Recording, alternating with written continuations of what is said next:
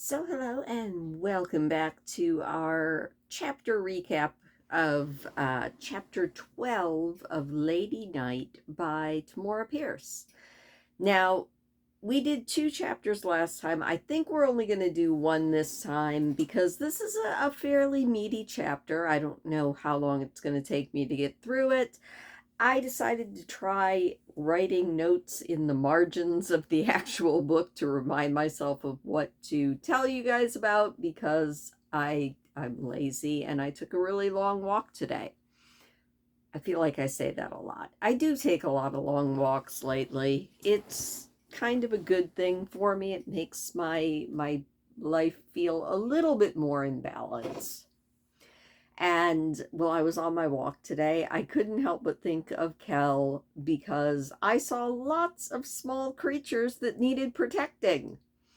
I mean, they didn't need protecting from a rampaging Skarnan army, but they did need protecting from cars, and that's almost the same thing.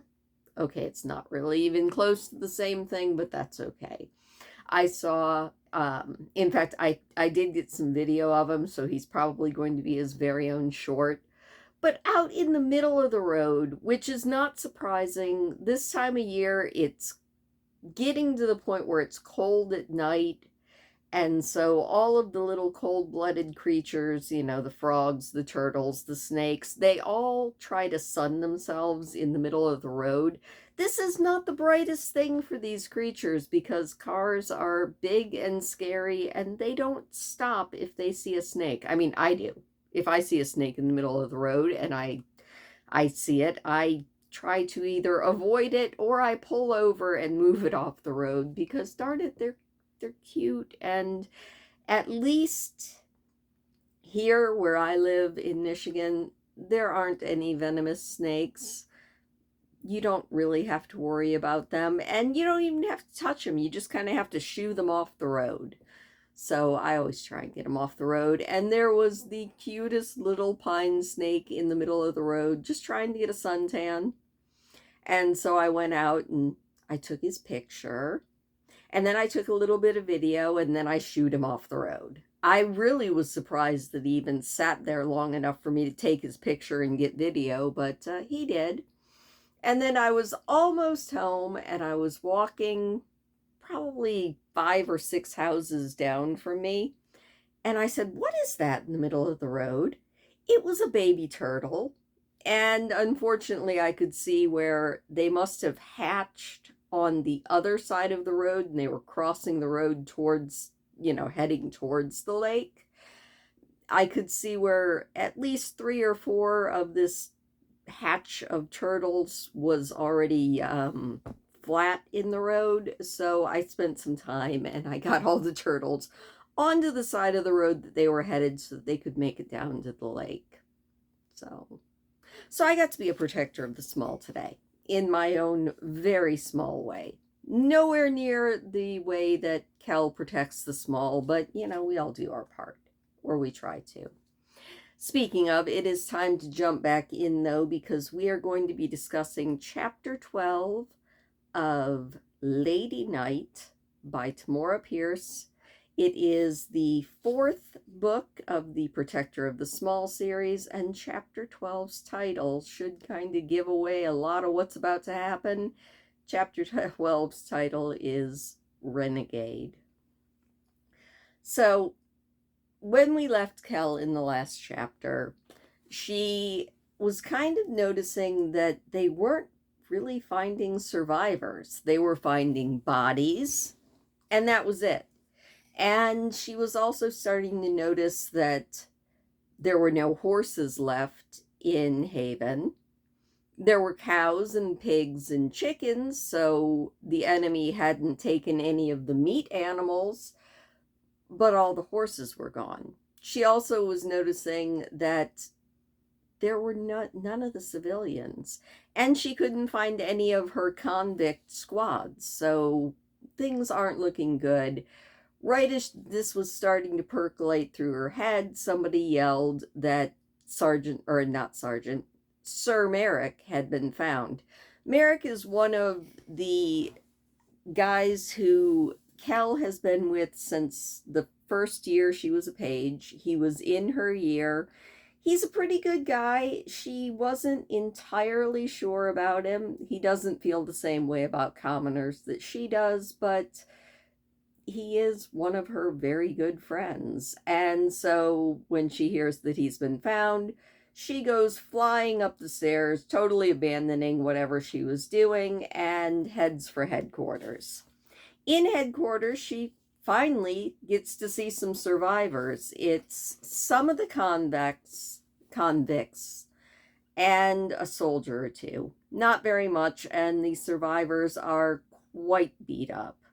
In fact, one of the convicts, why do I want to call him a convent?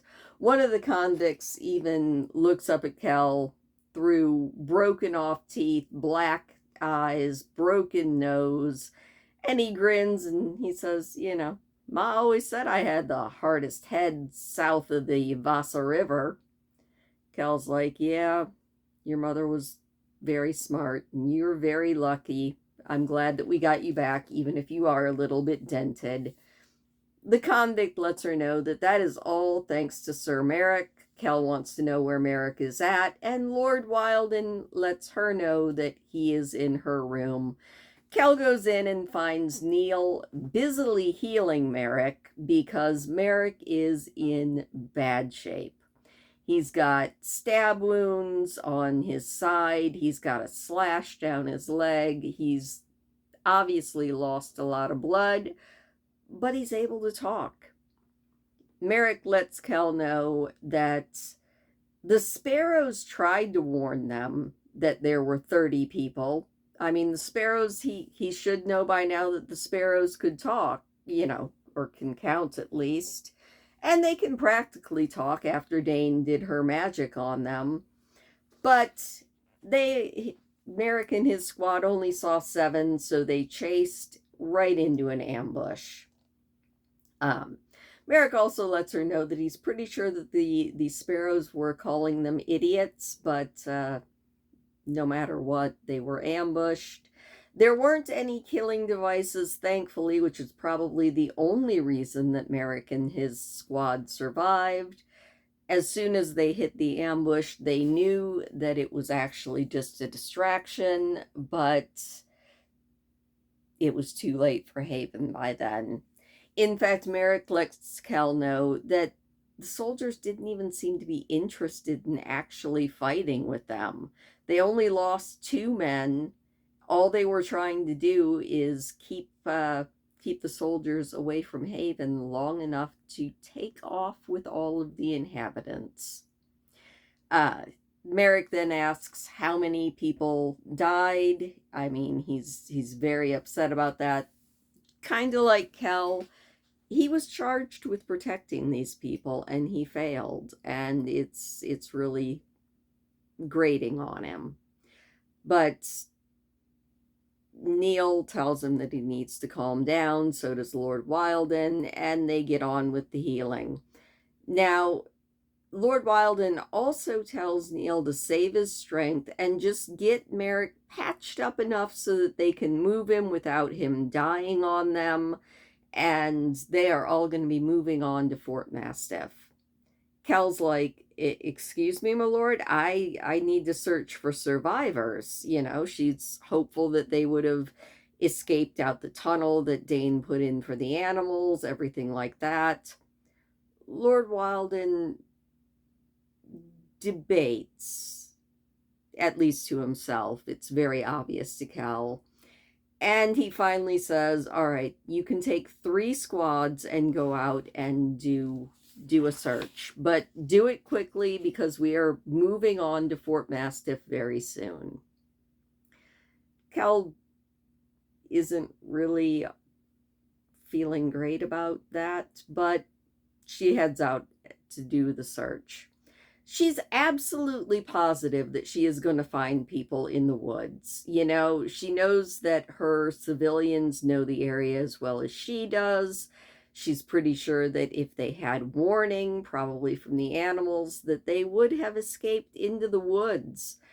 They do a spiral pattern search and they keep finding signs of people, but the only signs they're really seeing are signs of fighting. They're not finding any survivors. They're not even finding dead at this point.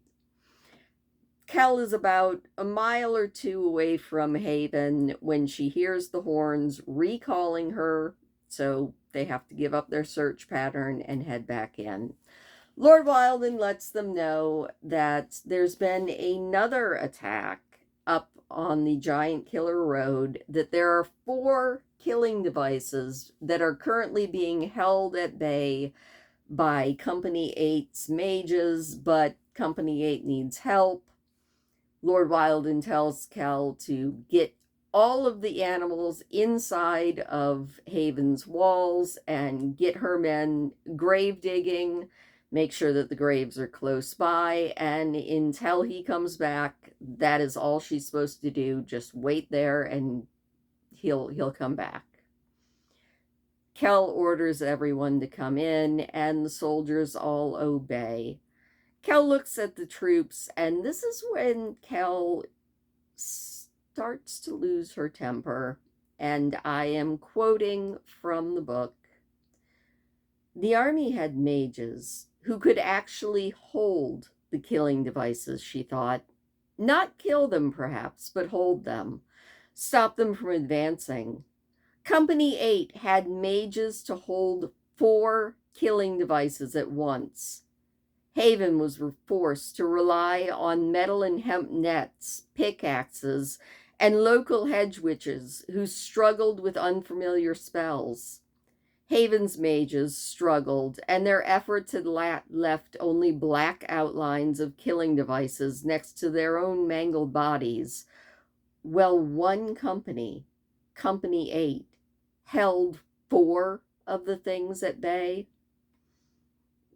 Kel, she's starting to feel like Lord Wilden and the army in general just kind of doesn't care about the civilians. It's a lot like the way she felt about her maid Lhasa. You know,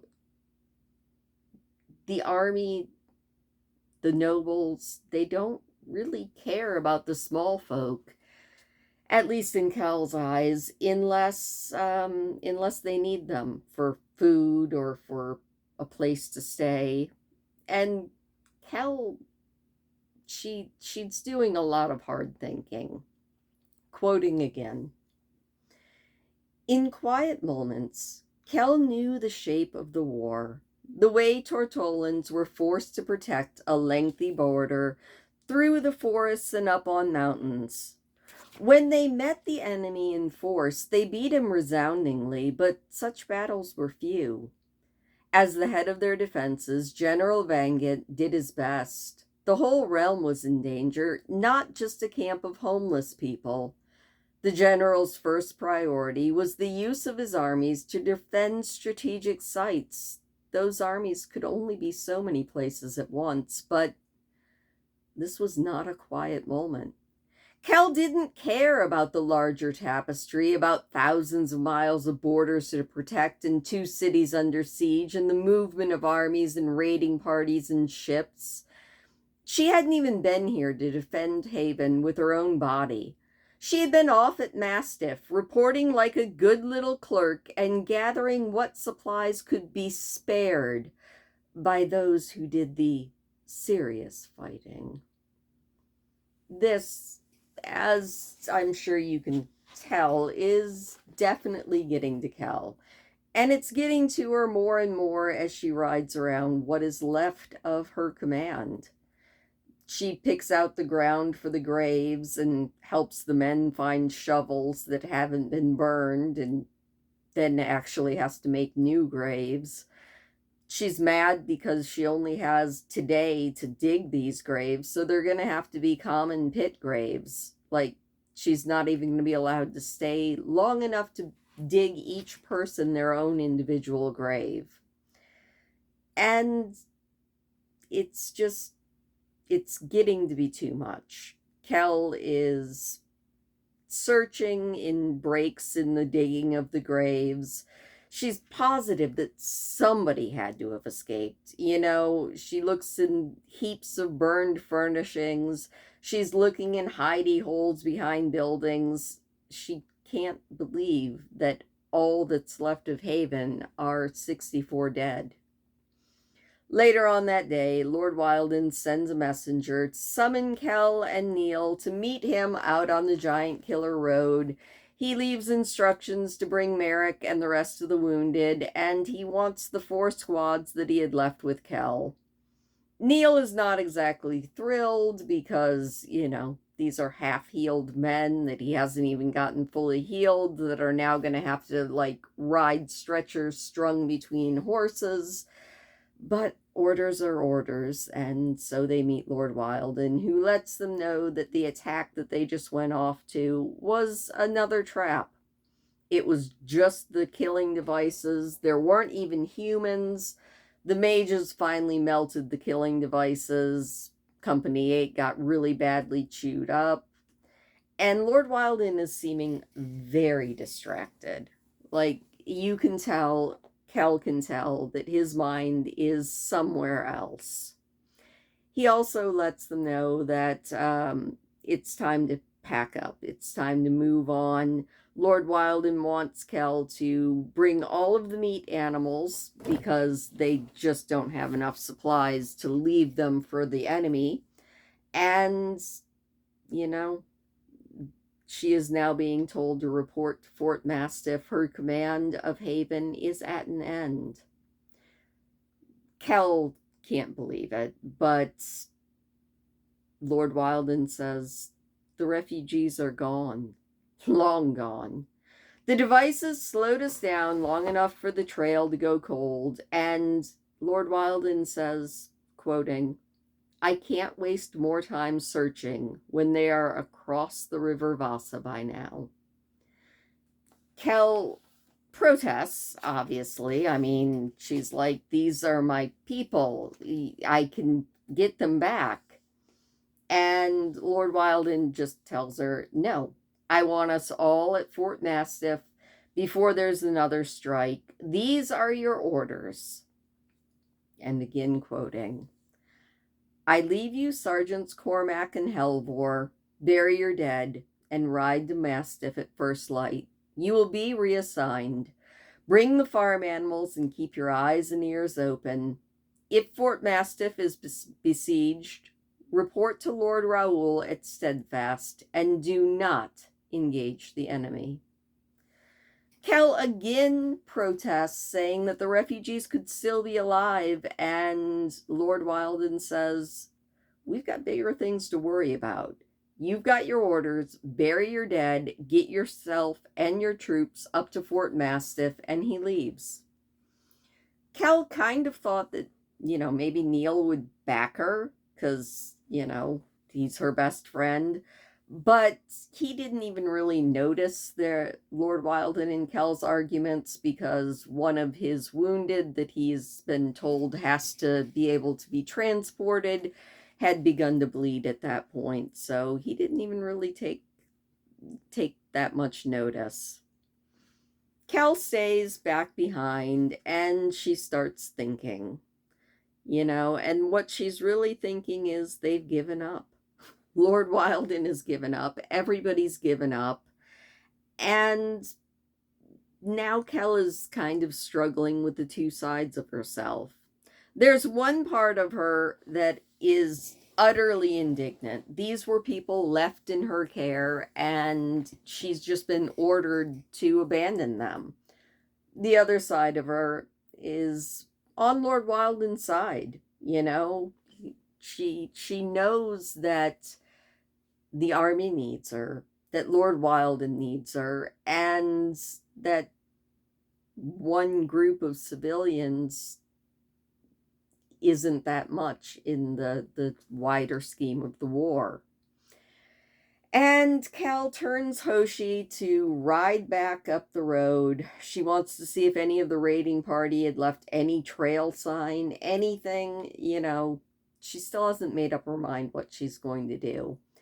And when that happens, she happens to see something from the corner of her eye, and again quoting, The sparrow duck peeped and bounced into the grass.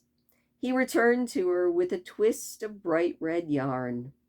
Kel's heart thumped in her chest. It looked like it came from Meech's rag doll.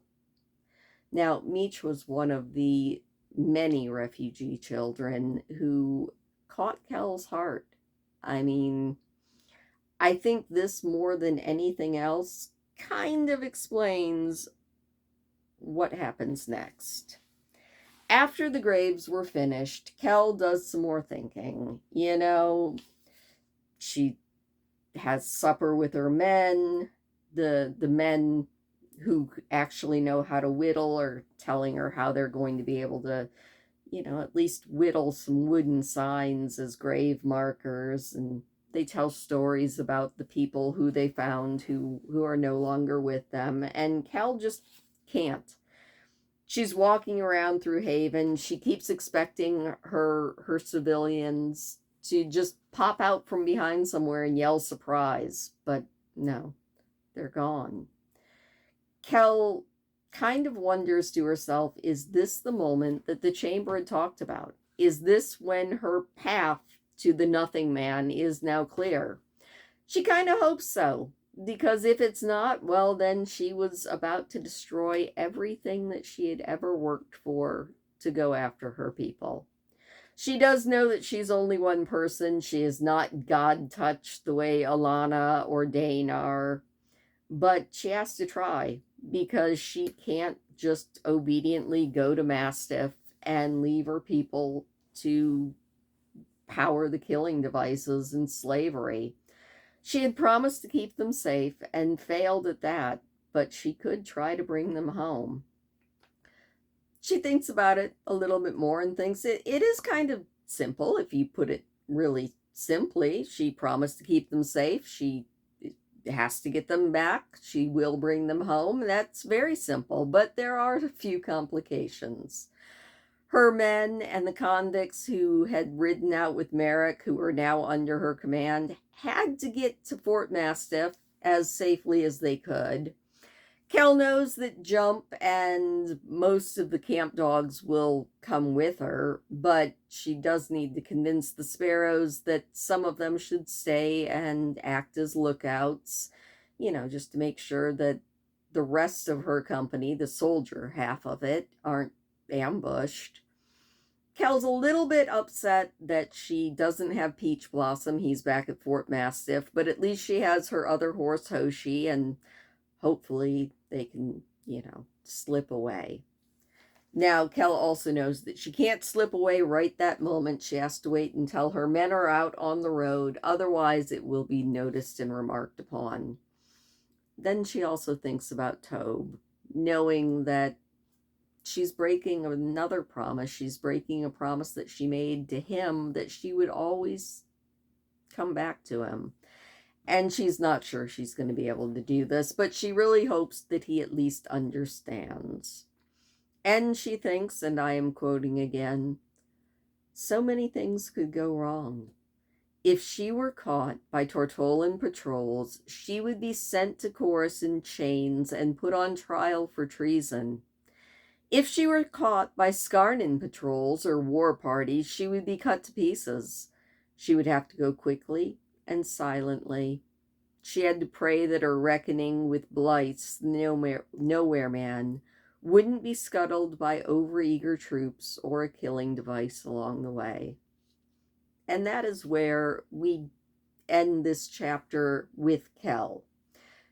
Then we're going to transfer over. But, my thoughts on this is there's no way anyone who knew Kel didn't know that this was going to happen. It's a good thing that they mentioned that Lord Wilden seemed quite distracted several times, because, he was her training master, for goodness sake. If he didn't know that she wasn't going to be like, no, I'm going to go get my people back, then he doesn't even know his own name, obviously. Because this is the same girl who threw everything away. I mean, that's how it would have been looked at by most of the nobles, to rescue her maid. I mean, she knew full well that she was going to have to probably repeat all 4 of her years as a page, and she was willing to do it out of her sense of duty, which honestly, all of the knights swear to protect the weak, but sometimes it seems like really only Kel's got her head screwed on straight as far as that part of their vows. So we rejoin everybody the next morning at Fort Mastiff, where Sergeant Comac and the rest of the troop are reporting into Lord Wilden, and Lord Wilden, he's like, excuse me? I could have sworn that you just told me Lady Kelladry is not with you. Lord Wilden, after being told that no, she said she had to get something down the road, and then she just never came back. Lord Wilden calls himself every kind of idiot. He thinks to himself that he knew her better than anybody except for Lord Raoul. And if he hadn't been so preoccupied, then, he would have known that she was going to go do this. Speaking of Lord Raoul, the door slams open, and guess who walks in? It's Lord Raoul, who had been reporting in also to Lord Wilden. He has actually heard from the folk from Haven that Kel has run off, and he and Lord Wilden actually almost, maybe not come to blows, but they start arguing. Raoul points out very much that Lord Wilden should have known that Kel was going to do this, and that if Raoul had been in charge, he would have wrapped her up in chains and brought her back to Fort Mastiff tied to her horse. I doubt that he really would have done that, but, that is what he tells Lord Wilden. Like I said, these two, they don't quite come to blows, but they are quite upset with each other. Lord Wilden says, I know that I erred. You're not telling me anything that I don't realize. Raoul shook his head. If she dies, Mithros forgive you, for I never will. And then he walks out of Lord Wilden's office. Now, Raoul does not actually go back to his rooms and stew. No, he starts signaling to Dom and his men. And they meet in a stable not too far away, where Lord Raoul turns to Dom and Dom's squad and says, I have a mission for you lot if you'll take it, but it's risky. Volunteers only. If anyone wants out when I'm done telling you, I will understand. The men reasonably are a little bit confused because the Knight Commander of the King's Own doesn't ever give somebody a choice about missions. Raoul continues that this is not a fight or a patrol. It's behind enemy lines, probably. And that's when Dom pipes up with, oh, wait, we're getting Kel? Raoul's like, okay, so I see you heard. And everybody who worked with Kel for, 2-3 years that she was a squire under Lord Raoul, they know her. They knew what she was going to do, and they are ready and willing, and every one of Dom's squad volunteers not to go and bring Kel back. That's not actually Raoul's intention. Raoul wants them to go and help her on her mission, knowing full well that now not only Kel might be accused of treason, but this is a whole squad. It's worth it, though. Kel has made some very good friends. I don't know if she realizes it yet, but she really truly has. And that is where their little section of this chapter ends. But don't worry, there is a little bit more coming. Because meanwhile, Sir Raoul and Dom's squad are making plans on how to get to Kel and what to do once they meet with her. Neil, Merrick, Owen, and two of Kel's other yearmates, the Knights Seaver of Tarside and Esmond of Nicoline, are also talking. But that's treason, Merrick protested. Neil, Owen, and two of Kel's yearmates, Seaver and Esmond, had come to his room in the Mastiff Infirmary to tell him the news about Kel. Deserting in the face of the enemy, that's what they'll call it. She's destroyed her life, and just for commoners. Neil frowned at him, but it was Owen, who was standing next to Neil, who said, "She cares about commoners." And it's also pointed out to Merrick by Neil that Kel had vowed to protect these people, and of everyone else, Merrick should know the way Kel is. You know, she's been afraid something like that would happen. And that's when Tobe comes squirming into the room and lets them know that not only was Kel jumpy and afraid of attacks all summer, but he lets them know that she's been having nightmares since Tobe met her, talking about Blaze, talking about death magic. And that's when Neil makes the connection. He puts two and two together and figures that Kel is going after her people, not just because they are her people, but because she must be sure that her people are being taken to fuel the killing devices. Owen points out that you could make a lot of killing devices with 200 children from Haven. Merrick is getting a little bit irate, saying she surely can't think that she's going to retake all these people by herself. Neil says that she'll try, and everybody in the room starts debating what they should do. Neil and them decide that what they should do is go after her, bonk her on the head, and get her back to Fort Mastiff. Let, Lord Wilden, they could just tell him that maybe she had been ambushed by the enemy and captured, and they just rescued her, and they're pretty sure that Lord Wilden will buy it. That way Kel will still be able to keep her shield. It'll be great. Owen says that he's going. They all tell him no. Merrick, who, if you remember, was almost split in half defending Haven, says, yeah, but I'm going, even if Owen isn't, since Owen is just a squire.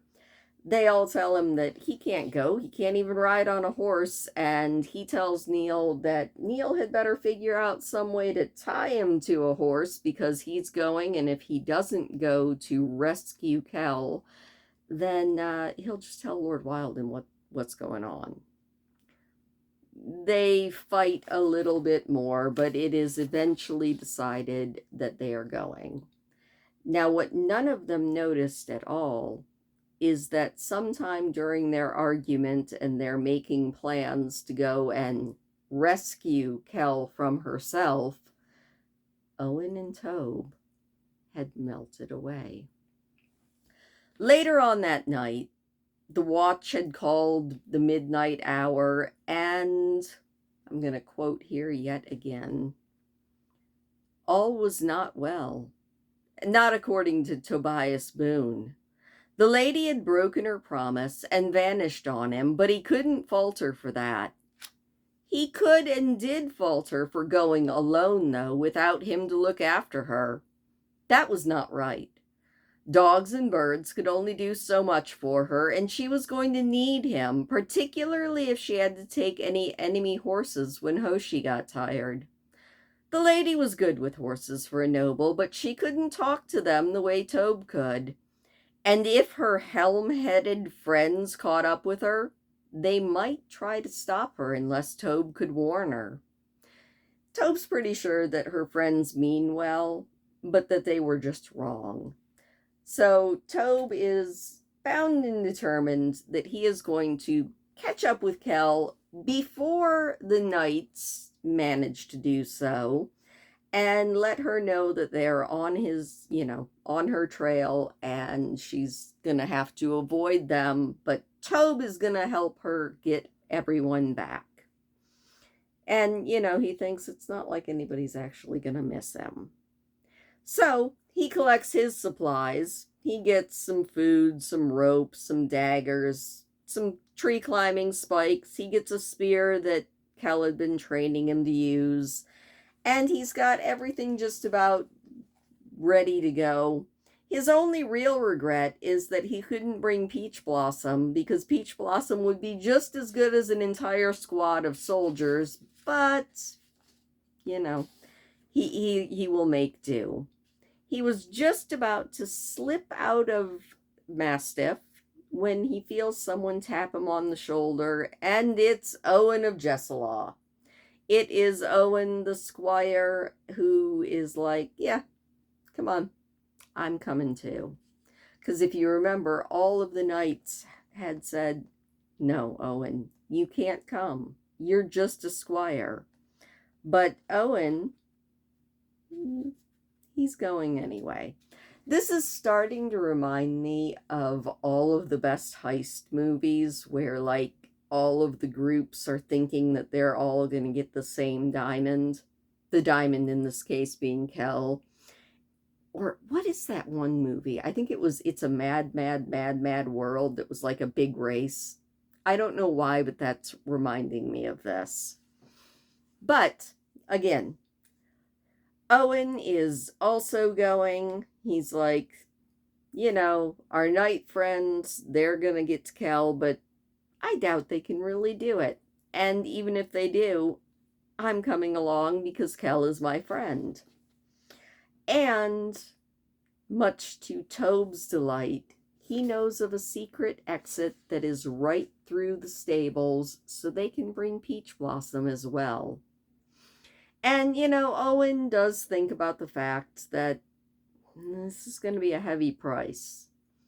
Unless everything works out, or unless they're killed and never make it home, he's never going to be a knight now, since he is just a squire. It's doubly treason for him.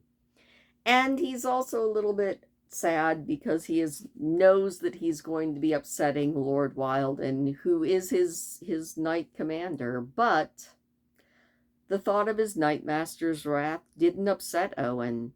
Although he knew that he had destroyed his own name and his chance to ever be a knight, Lord Wildon's disappointment in him would cut deeper than that, but there was no choice.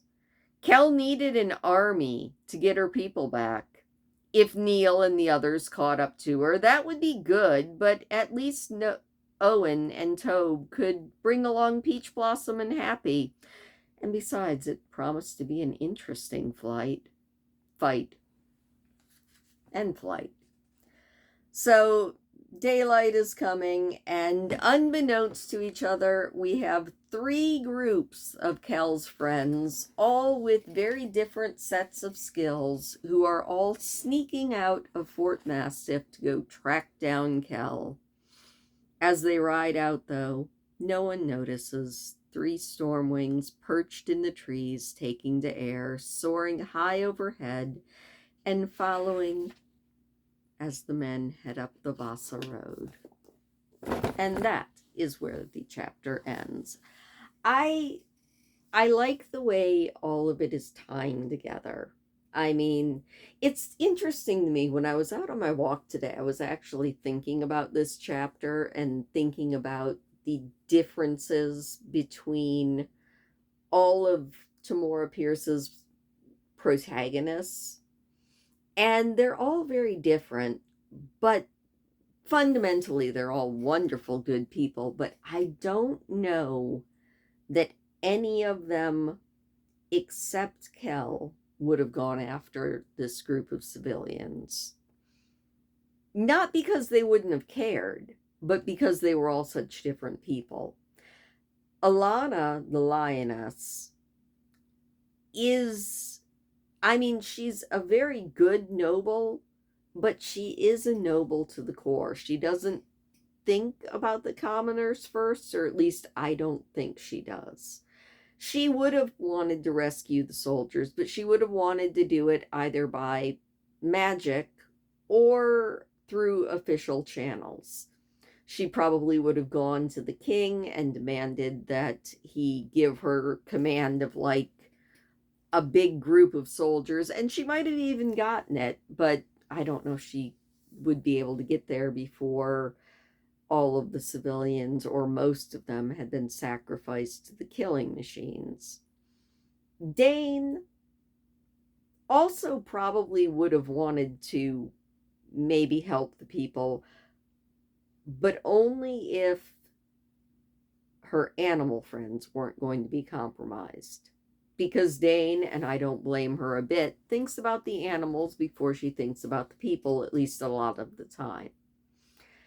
Alana's daughter, Allie, would have wanted to get the civilians back, but she probably would have gone about it in some tricksy way by like infiltrating amongst the guards that were guarding them or something.